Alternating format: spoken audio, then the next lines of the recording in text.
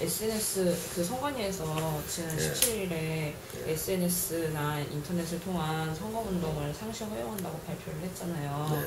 근데 그날 딱 보니까 박사모 카페에 트위터 교육을 트위터 도사를 만들어드리겠습니다 이렇게 그게 올라와 있더라고요. 예.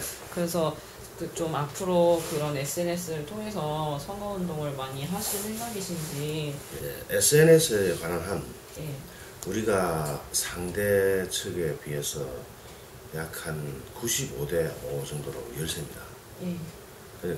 우리 지금 보수나 중도나 또는 범여권 성향의 네티즌을 전부 다 끌어모으고 심지어는 박근혜 대표님이나 국회의원들까지 다 끌어넣고 5% 정도의 영향력밖에 없습니다. SNS 안에서는.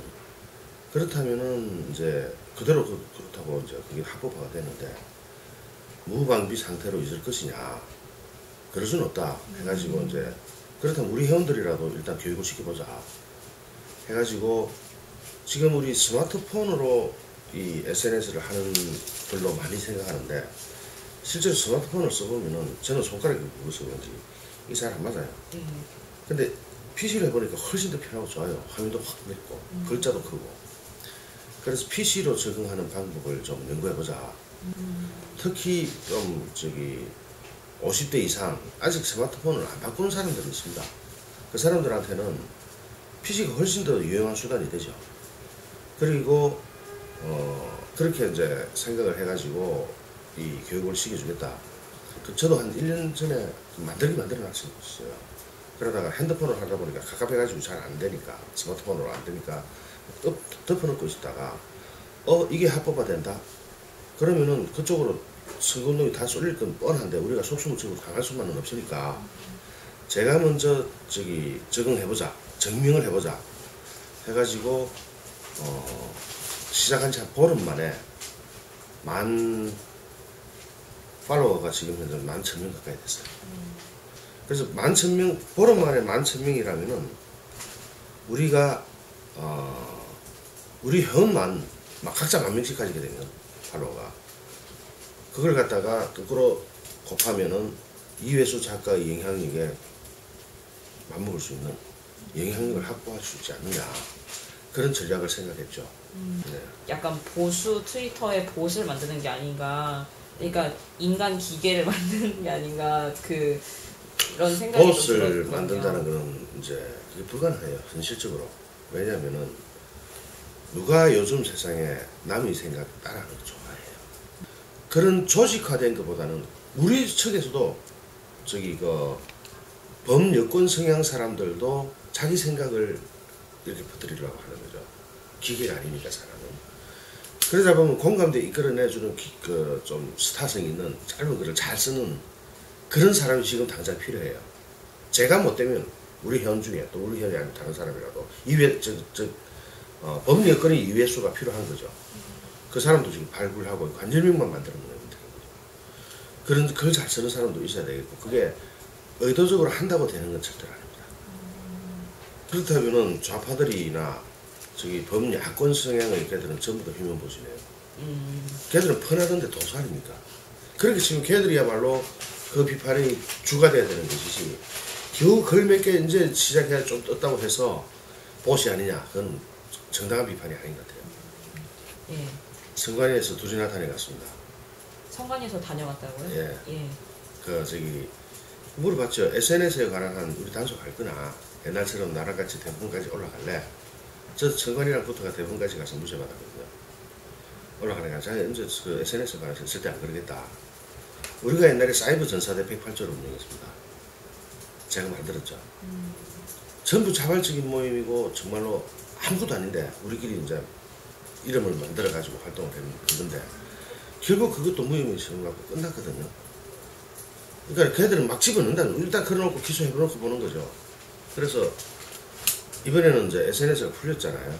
좀 더 자유롭게 활동을 할 수는 있는데 오프라인 활동을 하면 이제 불가능해질 거예요. 오프라인에서 어떻게 군중을 형성해가 세를 과시한다든지 그건 불가능해졌고 더 단속이 심할 거예요. 온라인에서 하는 건 이제 풀렸으니까 그 부분에서 박근혜 대표님을 도울 수 있는 일이라면 다 해야죠. 예. 예. 이거를 홍보를 하고 좀 지지를 호소를 하려면 예. 오프라인으로 나가서 그 지지자들을 만나야 되지 않냐라는. 오프라인으로 나가는 거는 이제 이번에 총선이잖아요. 예. 대선의 경우는 아직 이야기하기 좀 빨라요. 어떤 상황이 또 생길지 모릅니다.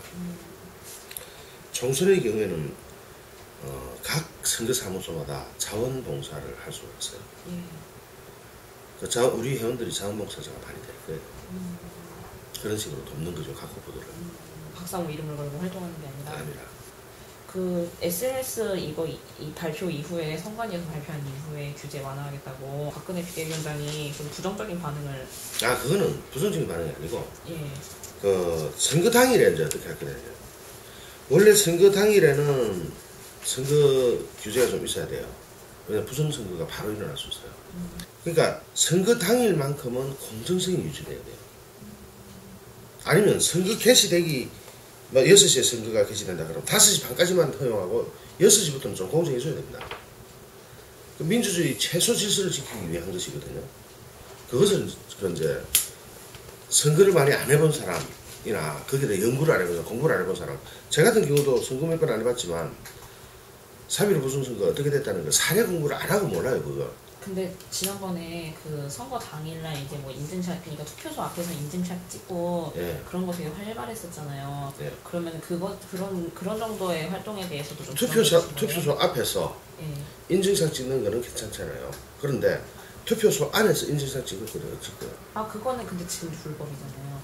그것도 공부위원회 보면 SNS 활동이에요. 그 당일날 선거 뭐 특정 후보 지지나 뭐 이런 의사 표명 같은 게 비밀 선거 원칙에 위배된다고 지금. 그럼요. 예, 그래서 그 약간 그거에 대해서 부정적인 발언을 하셨더라고요. 지금 그것을 선거 당일은 말이죠. 델리케이트한 문제가 많아요. 선거 당일에 선거운동을 광범위하게 허용한다면 선거 투표소 입구마다 후보가 서 있을 수 있어요. 그것까지 한다 칩시다. 투표소마다 선거운동은 지지자들이 모여있어요. 위압적인 분위기 형성됩니다. 옛날에 김두한, 정치 깡패들, 이정재 이런 애들이 투표소 앞에마다 강목 들고 서 있었습니다. 이를테면 그게 만약에 허용한다면요, 단속 못해요. 그게 바람직합니까? 아니잖아요.